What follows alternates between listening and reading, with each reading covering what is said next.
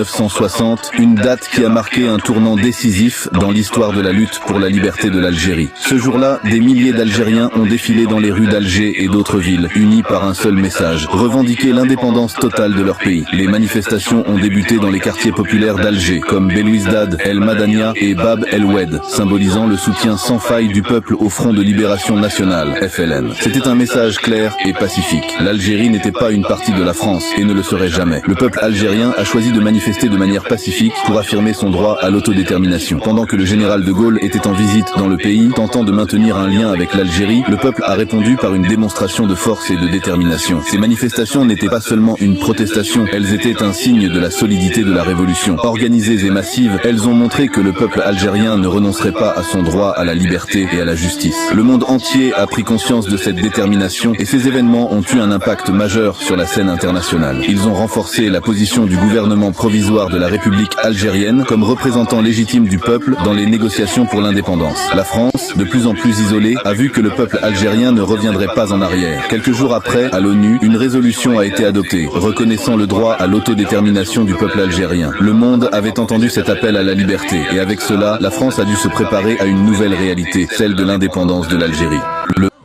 Les manifestations de 11 décembre 1960 ont été une expérience forte de la violence du peuple algérien à l'indépendance, où les jeunes sont sortis dans des marchés pacifiques en portant des drapeaux pour l'indépendance. Malgré la répression française,